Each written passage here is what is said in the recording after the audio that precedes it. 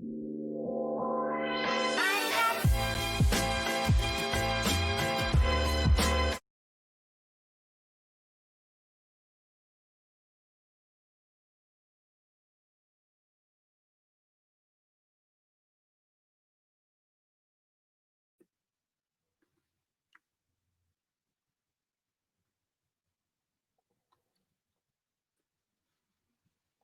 think you're mute. And let's try that again with the mute button off. That is the thing that happens on the internet in 2020. Here we are again for AR Explainer. Next episode, we've got myself, Brett. We've got Alex, who's the COO of INDE in the center. And we've got Chavo, the CDO, the Chief Development Officer of INDE. Try it again. Good day, gentlemen. How are you?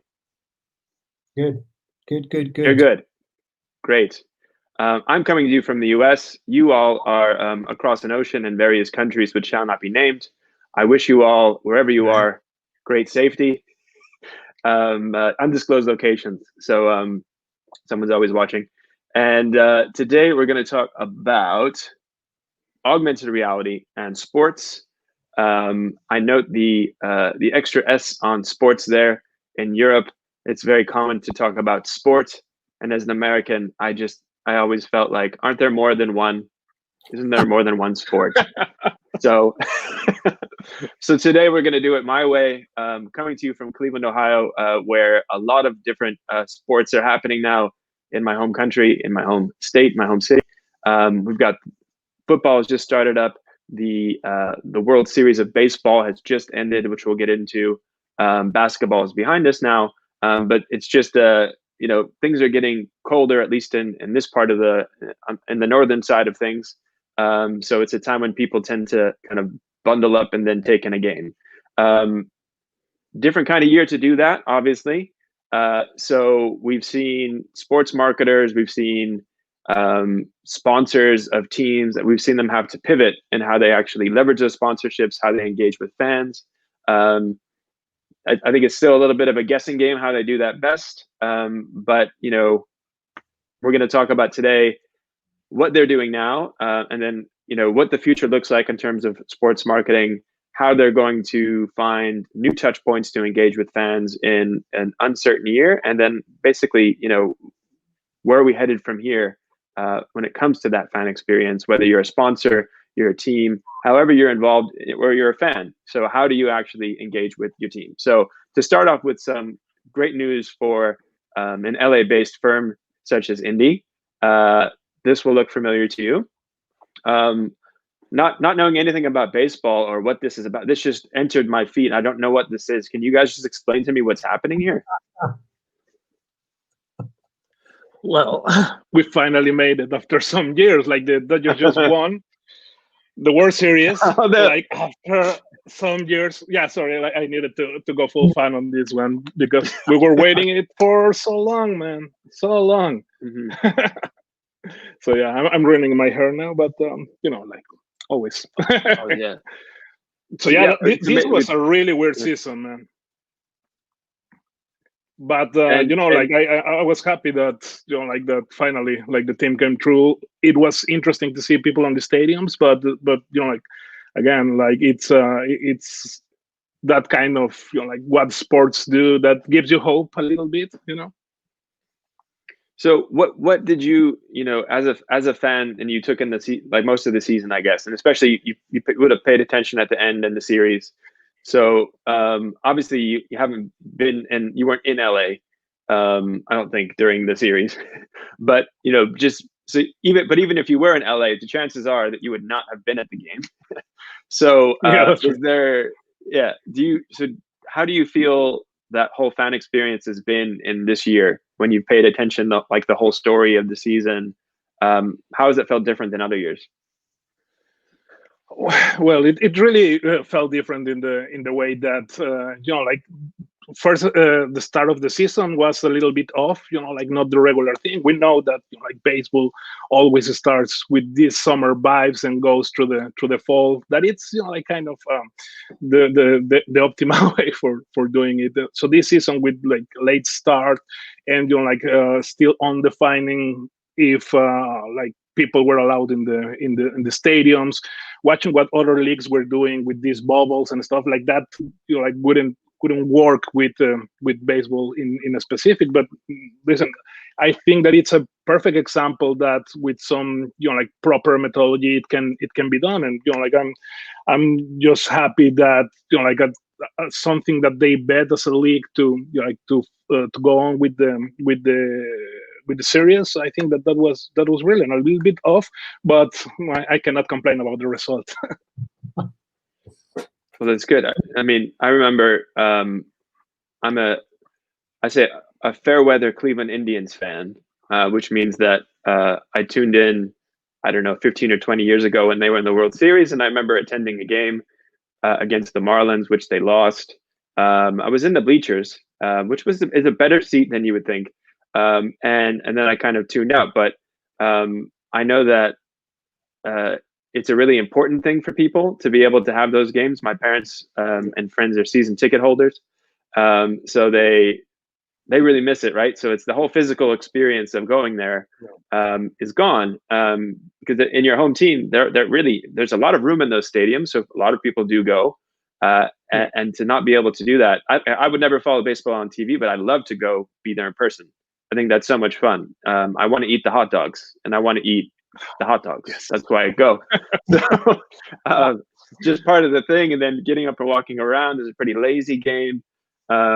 From a fan's point of view, and and I think recreating that experience is very difficult. Now, one of the things that I know that a lot of sports teams will have gone in on, and I noticed with the MLB as well, is that they went very big on digital, right? So like any business, and don't forget the teams are businesses, that they have to actually figure out how to engage people in a digital way when they can't do them in a physical way. So you've seen a really big push on social media, and trying to make sure that they connect there. So do you feel, before we get into any kind of physical / digital things, do you feel as a fan, and this is for you, Alex, as well, because I know that you're a soccer fan, you also pay attention to the U.S. sports and American football.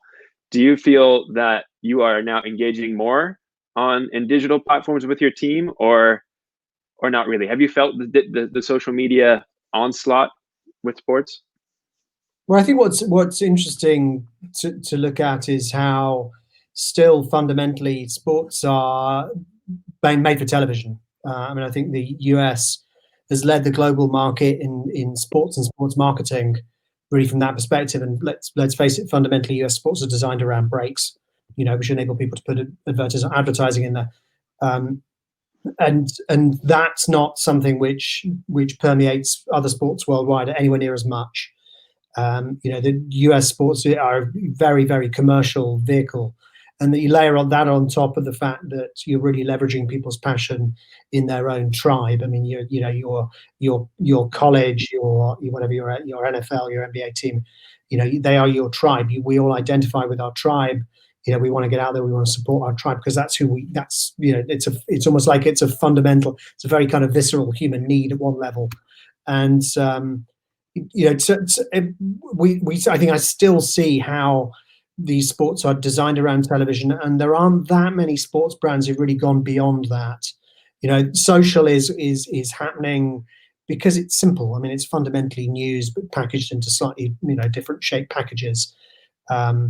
People have a desperate need for news about their teams, but in terms of how technology is really leveraging brands' association with sports, I still think we're really in the foothills. I don't think really there are people who are trying stuff, but they're really, and there are activations which look amazing, but I wouldn't say that a lot of those activations have really gone mainstream. I wouldn't say that all sports franchises have really kind of got to grips with what technology can really do for them. Mm-hmm. Well, I think in my research, just trying to understand where the market for marketing is at right now, I've seen a lot of sports marketers try to just go heavy on digital. Here's one article from someone who works with the Pacers in the NBA, which is all about personalized marketing and then email marketing. And to hear a basketball team talk about like their onslaught of emails in 2020, like, wow, okay, that's what we're doing this year. Fair enough. So I think they're getting smarter, and which is good, right? I don't mean that in a mean way. I think it's a must that you have to do that. So they're trying to think, how do we keep in touch, right? So if you can't have those normal touch points with them, how do you kind of maintain that tribe? And I think that they've gotten savvy on the digital front, and they probably have to just think more in terms of a typical consumer brand that's trying to get you to purchase something and get back into the web shop, because a lot of these teams will have lost just a ton of revenue with nobody being able to come, right? I've heard that things are really bad across all of these all of the the different leagues. Not leagues is the wrong term, MLB, NBA. And I think that now they're struggling to figure out what exactly they can monetize, if they can't, but the ticket sales gone. Do you have any ideas about what else what is monetizable for a team if it's not selling the tickets and it's not selling the merch? Can you monetize the actual experience somehow? Is there experience to be had outside of the stadium? We didn't discuss this before, but do you have any ideas how we can save everything? Yeah, I mean, I think there's a lot. There are a huge number of channels that you can exploit a sports brand down, and some of the sports brands are very savvy about how they're exploiting their brand, and some really aren't. What I find fascinating, and I worked for a sports marketing agency a number of years ago, is that sports is very. It's I would say it's like very old school in how it approaches business. It's very Me Too, to use a kind of a slightly a popular catchphrase in different contexts. People are reluctant to take risks. People are reluctant to be first. Which is kind of crazy. But you see it more often than not that suddenly one person will do something and then you'll get 4 or 5 other people follow. But it's the people who are brave enough to take the initial steps. Those are the people who are few and far between, and it's disappointing, really. I say, because ultimately most clubs worldwide are driven by TV revenue. Particularly at the top end of the chain, if you look at the major franchises, they're really paid for by TV. The lower down the chain, you tend to get people who are driven more by kind of gate receipts from people turning up to the actual event. But people are driven by TV, and people are desperate to keep hold of that TV experience and make that TV experience as amazing as possible. But they look at it very myopically. There's lots of interesting stuff going on the TV screen, but there's so much of that could be transported into the living room of the user that's just not being done at the moment. And I don't really know why. I think it's probably clearly in the current circumstances, maybe people don't have the budget and people are being cautious about what to do with the money that they have. But I think if you look at over maybe a 10 to 15 year timeline, people are still not really being particularly proactive in adopting new technology, and that's and it's a shame because it's there. So speaking of technology, I want to just show some of that. As fun as it is for people to look at us, and as fun as it is for us to talk to each other, which I really enjoy, genuinely. Just to take a minute, and I think to think about things from the sponsor side, right? So I focus, in my thoughts mostly on the team. How is the team surviving? But there are so many brands that will have invested in a sponsorship, a deal that lasts for a year, 3 years, or whatever, and they've already taken a big chunk of their marketing spend, invested in that team. So they while the team may have that tribe afterwards, that brand is still out that marketing spend, right? So they need to figure out something to do with that. So a few other examples I was going to show here from other times, and maybe Chava, you can talk me through with them, because I think there are a lot of things that you worked on. Just pull this one up right here. So tell us about what this was. This was a really special one. So this is one of our projects in our platform Hero Mirror that was the first deployed in Latin America. This Colombian team approached us to they have seen some of the work that we already made in the past with US sports team, and they really fell in love with our solution. So they wanted to provide to their fans and their audience the ability to take the picture with their heroes. And this is really like cool example of when like brands teams are aligned, especially in this specific project. It is interesting that like unlike many other cities in South America that usually host 2 or 3 teams, Barranquilla, Junior Barranquilla, was special because it's the only team in the city, so all the city is supporting them. So they have a really special connection with them. So I think that we provide a great experience for them with our Hero Mirror. And this would have been, that looks like kind of a shopping mall context. Yeah, where actually, people would have found it? Okay. Yeah, that was a crazy story because like it was 3 different locations. One, it was like the mall, a shopping mall, so it was like a kind of a secure location. But the other, it was on the main square of the city. So it was like it's a big square. So like our clients really wanted to bring the heart into the city, and we install like a couple more in public spaces. So like when shopping mall is not the only place where you gather community, you go to the like public square. So having like the Hero Mirrors like up and ready to work on those environments, it was a real challenge, but like people love it. So to take things, I think yeah, go ahead. Again, I mean, Chava, I'm sure you correct me if I'm wrong, but this is an initiative that came directly from the club, and this is why, it's a club who saw what we, saw some social media we posted about other projects we'd worked on, and they loved it, and they were all over it, and they all wanted to bring it to their location, and they were totally behind the project. And clearly there's practical difficulties in delivering initiatives like this, in different physical locations, but the club was like absolutely all over this, and they really drove it, and that enabled us to deliver an amazing product, and a fantastic experience, which has been incredibly well received. Sometimes these things, sometimes unfortunately, the brands go via an agency, the agency goes to someone else, and then the whole kind of the whole thing gets like, all the enthusiasm gets watered down, and somehow then the excitement that goes behind an initiative like that gets lost. And that's sad, because in sport you're trying to you need to capture that passion. That's what the sponsors investing the money in. They want to buy that passion, and how them as a brand buy the passion of the fans for that brand. And somehow these things they get a bit lost in the agencies. Oh yeah, I'm not really sure. Oh, maybe we should go back and just do some more TV. And doing more TV, that doesn't really. Where does that put you? Just become part of the noise. So, but it's an interesting point. So, if you say this one was driven by the club, when you work with sports teams or around sports teams, do you find that it is mostly club driven or mostly sponsor driven? I think most of it's sponsor driven. I mean, I think you picked up on earlier on. Brand X will buy an association with a team, whether that's they're buying like a shirt sponsorship, or they're buying like, I want to be like the stadium sponsor, or I want to be the official telephony provider or a gambling provider, whatever it is. They'll buy a package of rights, and then ultimately what they're really buying is an opportunity then to leverage it. Buying the rights per se doesn't really give you very much.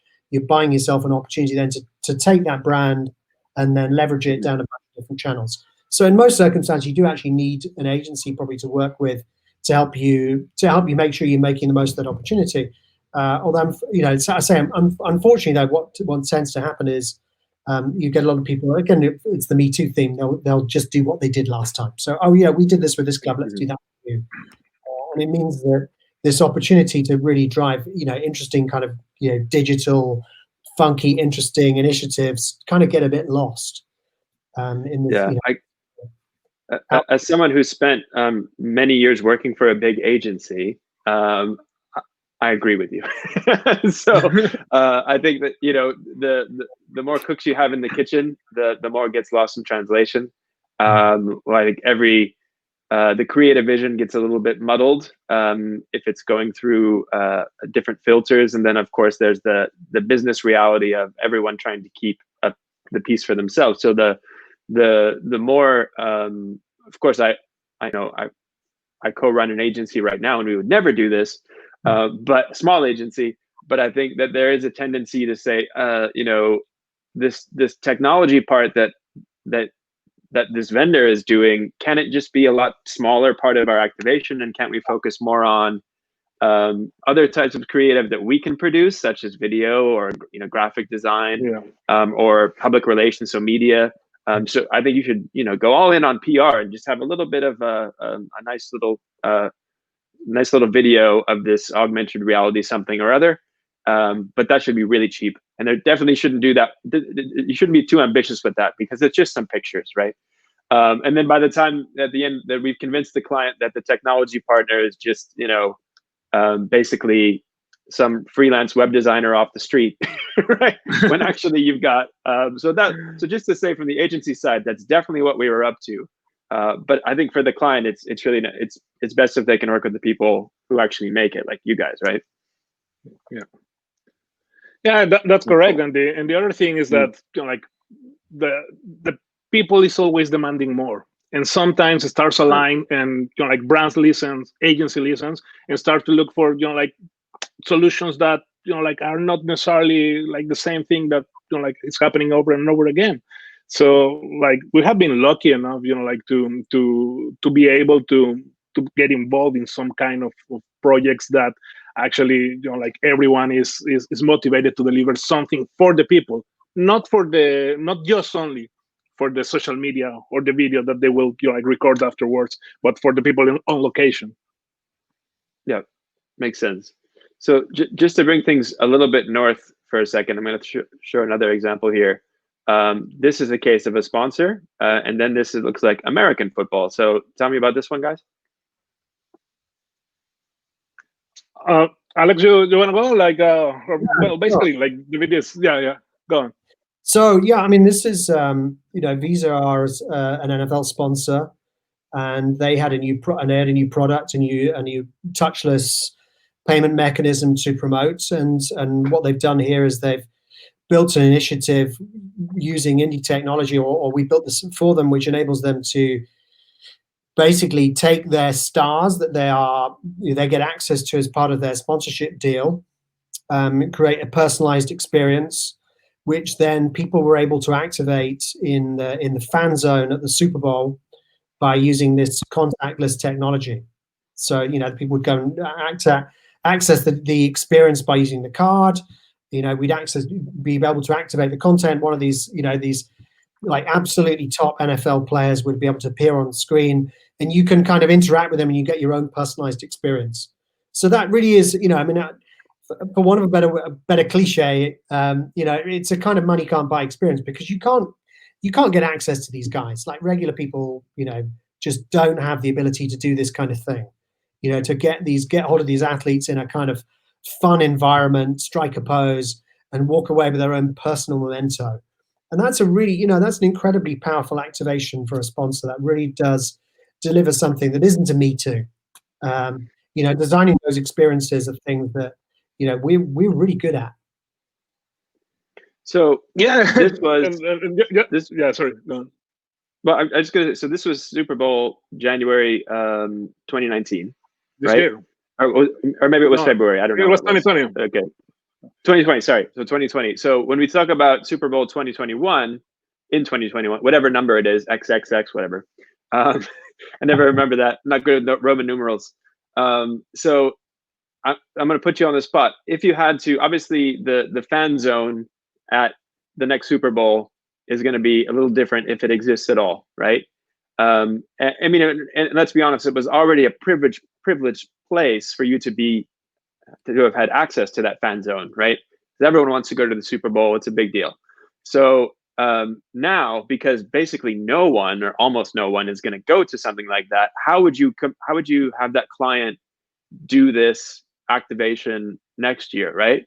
So on the one hand, I could say it's very democratized, because it doesn't really need to be at the stadium or in the fan, like the physical place, say, oh, we can't go to this physical place. Well, you can't go to most physical places, and you definitely aren't going to the city of the Super Bowl. So that's your new template. How do you do this for the next Super Bowl? I'm really curious what you're going to do. Tell me. Well, like as you said, like this, like in this specific scenario, it was like location based, like it was all around Right. the event. But like when you are not able to travel to these events, like but you're still able to like as we mentioned in the previous episodes, like you still go to the mall, you still go to the stores, so you have like a straight connection with them, with the not only with the team but with the brand that is sponsoring them, so you still are able to like to get the experience, to get close and get this feeling on like getting close with the stars. One of the things that we have learned like delivering these kind of products is how can also we make it safe for the visitors. So now, for instance, with Hero Mirror, you can fully control the unit and get your picture and get the activation without even touching it, just by controlling something that is your mobile phone. So things like that, like this kind of challenges present opportunities for us on how we can like deliver a safe and like worthy experience for that. Yeah, and I think one of the other things about AR is it's portable. I mean, this activation is based on the physical units in a physical space. I mean, there's multiple things you could do with your mobile at home. We've talked to like golf event owners about giving people be able to create a digital 3D map of a golf hole. Mm-hmm. It appears as if it's on your living room table as you're watching the PGA Tour. I mean, you could do that. Mm-hmm. You could have those guys having it. They're the NFL players. You could have them dancing on your coffee table as you're watching the game. There's loads of stuff you can do because the great thing about the now mobile platforms, the sufficient processing power in these devices now to really deliver really high quality experiences. It's just the limits are the imagination of the clients. Not our imagination. Right. We could, there's loads of fun stuff you could do that really enables you to bring fun parts of the fan experience actually into people's living rooms. That isn't just linear TV. And it goes beyond that.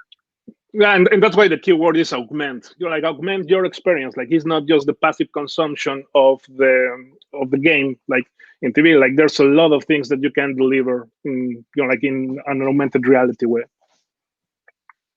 And I think what I find interesting is this new creative challenge that takes everything outside of this one physical space, which was always the focus, right? Because that's where it was all happening. But it's now not happening in one physical space. It's happening. Actually, the new physical space is the home or somewhere accessible, not far from the home, right? Yeah. So that's it. So that is actually the new template, which is not really that complicated to wrap your head around. But I think you would never think, I need to do something with that, even though that realm has always been there, right? So you would have reached that realm through TV advertising, through social media. But I think there's probably a lot of room for innovation to think about, okay, if the Super Bowl is in Miami, but then the fan base is in Boston, then that's no longer as much of a challenge for the physical realm as it should have been, just because no one's going to Miami for that thing. So you might as well, cover Boston. Is there even a team in Boston? I got the wrong one. Terrible at football. Why did I pick Boston? Cleveland, come on. Cleveland boys should pick Cleveland. So the fan base is the Browns are in the Super Bowl for the first time in history, and but the game is in Miami for whatever reason. So obviously we're not, in January doesn't look like we're going to have everyone going there.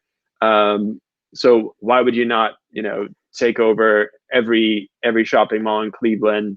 All that kind of stuff, figure out where those fans are going to be and give them some kind of physical experience. Not that simulates being there, because that ain't going to happen, but something else, right? That brings you closer, right? So it's that something else that you can do in an augmented way that is beyond the template of fan zone, shopping mall next to the stadium or whatever it is. So it's like extending the radius of that physical location to basically the whole country. Because it's now all viable, right? So why not use all that space? Yeah, and I think I'd say ultimately we are the best promotional and marketing initiatives are multi-channel, where each channel adds something else to the mix that makes the what's the cliche, like some of the parts being greater than the something else. Mm-hmm. That one. Yes. So ultimately, if you're able to run a really interesting TV feed, you can. Well, we already know about the second stream, don't we? That because people are all over that with with voting for America's Got Talent, and so we already know that people are using this at the same time. Well, that is not detracting from the experience; it's adding to it. And I think Java absolutely hits the nail on the head that we are augmenting the experience. By augmented reality, we are adding to the experience, and you can augment through multiple different channels, multiple different activations in physical or non-physical environments. So, I mean, really, the trick with these things is to really think just a little bit more laterally, and the danger if you throw everything into one channel is that limits your imagination. Brands these days, unfortunately, and particularly kind of sports franchises, are really starting to think about themselves as channels. They're thinking about themselves as brands, and they're realizing that if, like any brand, they need to maintain themselves at the forefront of innovation, and being part of digital initiatives enables people to see them as brands of the future. No one wants to be really seen as the brand of the past. And so I think the more of these activations that can take on new digital channels, I mean, that actually benefits everyone. Mm-hmm. Yeah. So you mentioned earlier, Alex, about when sponsors team up with a team, then they get access to players, but they get limited access, right? So I saw this one video that you all put together, and I pulled out a few different clips of it, and Chava, you're in the video, so I hope I would imagine what went down there.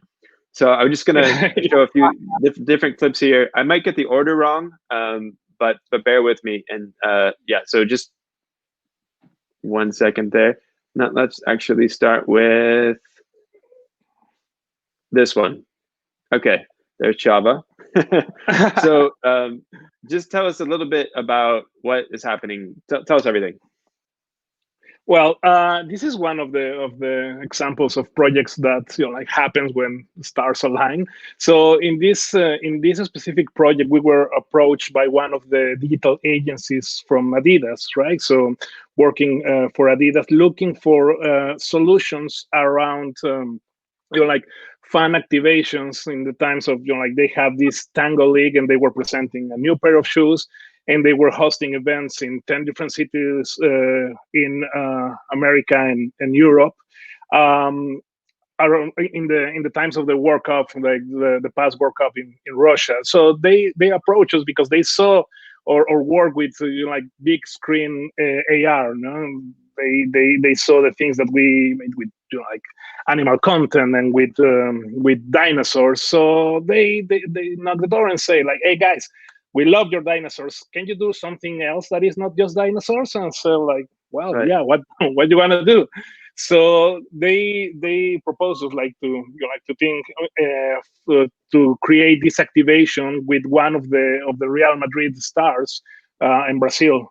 Footballer Marcelo. That is one amazing player. So the idea is that we don't want 3D Marcelo. We want him to be real, and we want the fans to get up and close to him and interact with him. So it was the challenge to capture Marcelo and turn him into a video game character that visitors on location in a AR setup could interact with him. So basically, cut long story short, you could prove your football skills to Marcelo, and he could react in real time if you are doing it great or if you were a little bit so. So all the system that we created was able to do that. Not just to be able to be on camera with Marcelo, but in real time to control his reaction. Host on location could control the reaction, and after you have your time, you will have a verdict if you're really good or not. But also you can have data collection by providing your email and receive the video and the photo with you interacting with Marcelo. So that was the scope of the project. So like to create that and to be working with this kind of like sports superstars, as you mentioned, you have like very little amount of time, because like in this specific situation with Marcelo, Real Madrid hosts like once a month or once every 2 months, media day, and every single thing that you see on video or advertisement or whatever, they recorded in one day. So they have 15 minutes for a photo shoot, and they have like half an hour for like social media, and they will have like, so we knew that we have with him like less than an hour. We actually have like 40 minutes to record every single sequence. So obviously that's a challenge, and the only thing that you can do to prepare for that challenge is to make everything like millimetric, like a lot of rehearsal, a lot of preparation beforehand. We had like a stunt double, like replicating the things for Marcelo. But obviously when like it's an agency involved, is the team involved, is the manager involved, so everything needs to be like a work, and you as professional needs to be the one like giving the orders. Okay, I know that you are working with the agency, but like I know exactly what I need. And now obviously they gave us tips like, listen, we know that sometimes he could be a little bit special, right? So if somehow he arrives and he doesn't like what he sees, and he feels himself like a fool or something, he can just walk out the room, and like all this preparation that you have like goes nowhere. So obviously that was super calming for us. But we said like, listen, we know what we're doing. Like we know that like we can create a good environment for him, and we don't want waste people's time, right? So they have like many more important things to do. So basically that's what we did. We create a proper environment, and we like, and actually like when Marcelo walked in, he was like all smiles. He was amazing, and he gave us like the proper time. He get the instructions like this. So one of the things that it's amazing with these guys is that how well they are like trained for these things. Probably they don't enjoy it, but like they are real professionals also in this kind of environment. So at the end of the day, we had like an amazing time with him. Everyone was happy, and when we delivered the result, people were happy on location. So Los Angeles, Berlin, Madrid, Roma, Paris, like everyone enjoyed this thing, that it was unique, and it was something that allow Adidas to interact with their audience in a different way, with like this superstar, and also promoting like these new shoes during the World Cup. So it was like a match made in heaven. Cool. Yeah, and go ahead, Alex. This is where the kind of experience of the team and like Chava's ability to design experiences which not only deliver the vision, the ultimate vision of the end client, but it's also to be able to deliver that within the practical confines that we all have to deal with. I mean, it's all very well coming up with abstract concepts at this level. I mean, as a business, like we have been doing this stuff in awful places, with questionable connectivity and, half the resource you need and not what you were told you were going to have. So like developing a process that enables us to really maximize that time to get the best results is not something you just do on the spot. This is years of experience. This is like practical problem solving of getting stuff right and getting stuff wrong, and learning to the point where you've got an end-to-end workflow that works. Literally now we do an initiative like this, it's much more of a process that we literally feed people at one end, and we pretty well guarantee what's going to come out the other. And that stuff isn't stuff that you just make up. So I just want to ask a few questions about about directing the player, right? So I think you'll see that there's a number of different, I think it's in this clip, he ends up making lots of different kind of gestures, and they are, and I was just wondering, watching these, and even watching in the like right there, right? So he's got his arms up. Sometimes I've seen in other activations where they do kind of the Fortnite dances. They're like, so what are you, who directs them? Are you the director? Do you do that for them Chava? Do you tell them? Do you suggest that they put their arms up, or is that what they do? Do they come up with their own moves? We make the we made the planning, and obviously, like we know the things that connects like the different movements, right? So it's and that's why I'm saying that we like steal a little bit of the knowledge of like game development or like cinema.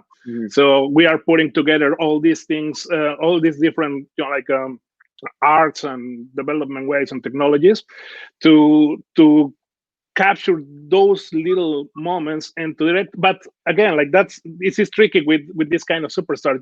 Like it's boring, like to be just repeating the movements, and sometimes you can steal a little bit of their personality, and you can just like for the sake of make everything like on a step, you miss the character. So one of the things that we plan at the beginning is that, okay, we know the movements, and like a video game character, I have an idle pose, and from there I can trigger to react A, B, and C. So we always have something that is very prescriptive and some room to play, because you want to see the personality of these stars. You want them like to behave like a video game character, but with personality, not like a real human being. So once that we agreed with these are the things that he will be able to do, that obviously we need to confirm with the agency that like it's on brand and it's not it's not nothing silly and so on. Then on site we have our director, like or scene director, that he arrives already with this plan, and part of his job is to make life easier for them. Like we're going to have 40 minutes, but you will have a blast and we will have a great result. So for this, a lot of the things that we do is like, first of all, show examples of someone that have already like made these kind of things, make them feel comfortable, and then we roll, because one thing that you want to do is to make them feel natural. Obviously there's some players that are more let's say like more natural to the camera, or they are more experienced. For instance, Marcelo, it's a blessing.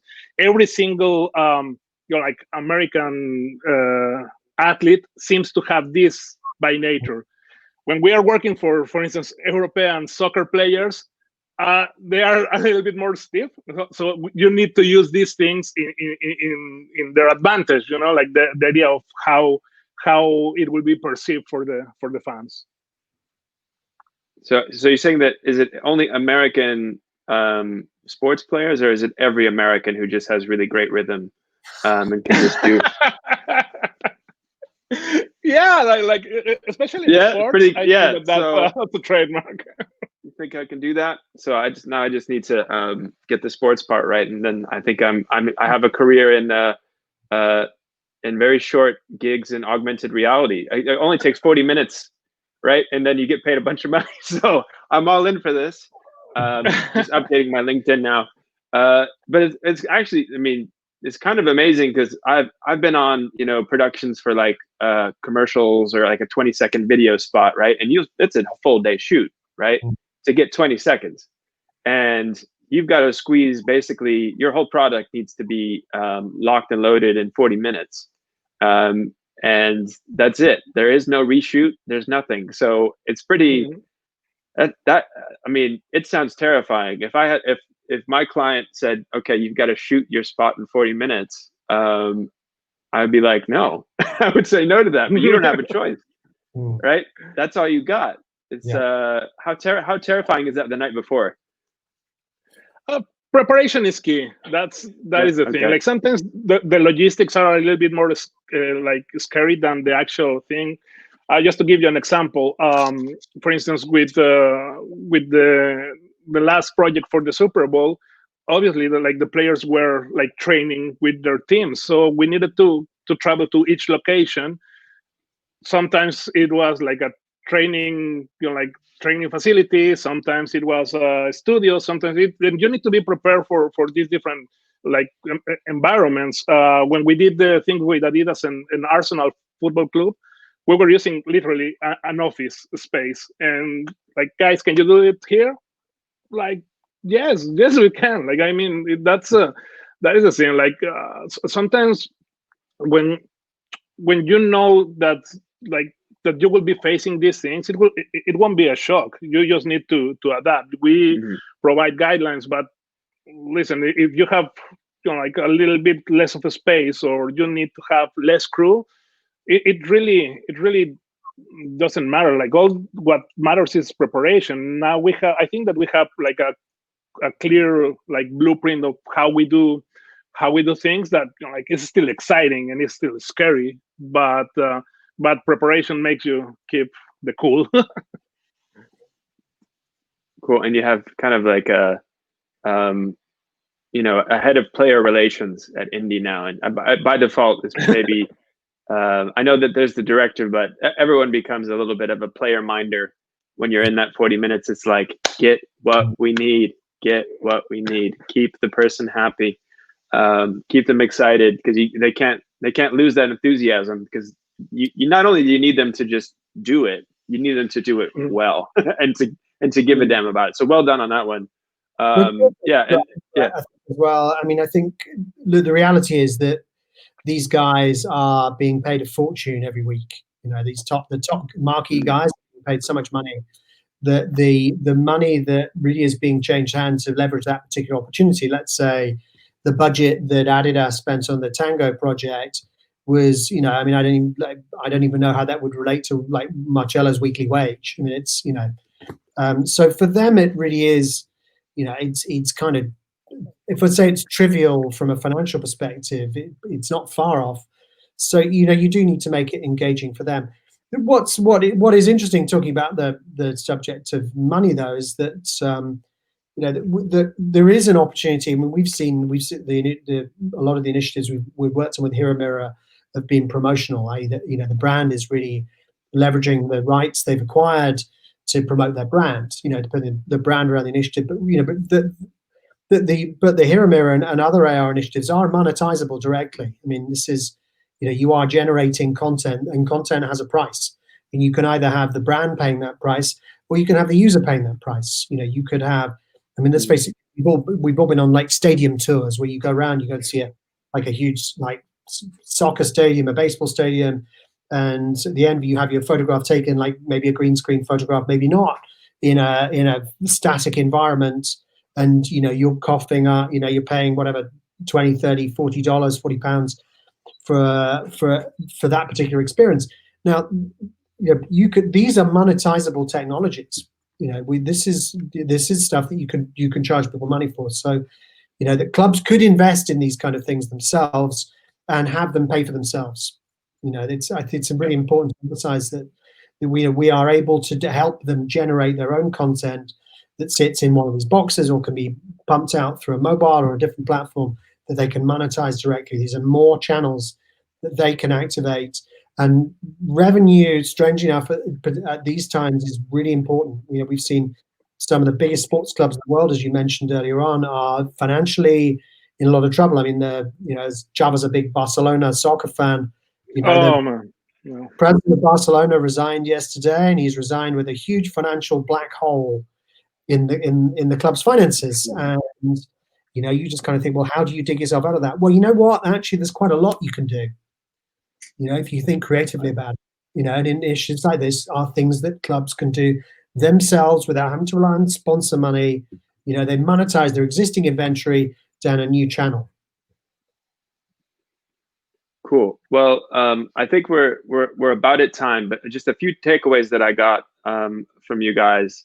I guess this kind of advice that you might give sports marketers, either be teams or brands that are sponsoring teams for the next 6 months at least, is to think, very generic to say, think outside the box, but definitely think outside the canvas of the stadium. And when you're doing that, think beyond social media and think beyond TV. Those are the easy things to do, but they may end up costing you more than they might bring back. So there may be some more return on investment to think about how you monetize other spaces and other different things that you can actually do to bring the game in home or to other spaces that are not anywhere near the stadium, because no one is going anywhere near the stadium except maybe a very select few who know people. That's how you probably get in. And also in terms of working with players. So anybody out there who's thinking about leveraging their players to create new revenue streams, to create new touch points, needs to think, any brand or any team really is to think, okay, how do I do the production, the pre-production? How do I do the planning? How do I do everything right so that you can capitalize on that 40 to 60 minutes that you get and make the most out of your players in that situation? So I think that's tons of food for thought on the world of sports. We could go really deep into one league or another, one sport or another, and maybe we will on future episodes. But thanks for this one, guys. And thanks for joining in, everybody else. You can catch the live cast or the recording after. We'll snip it in bits and send it around to you. This has been AR Explainer. Chava Fragoso, CDO of INDE. Alex Allenson, COO of INDE. Dodgers fan. And we'll just leave out the part about the star player having that interesting news on the day in the 8th inning of the game. So we're not even going to go there because we don't want to talk about that. I've been Brett Kobe. It's been AR Explainer, and we will see you next time.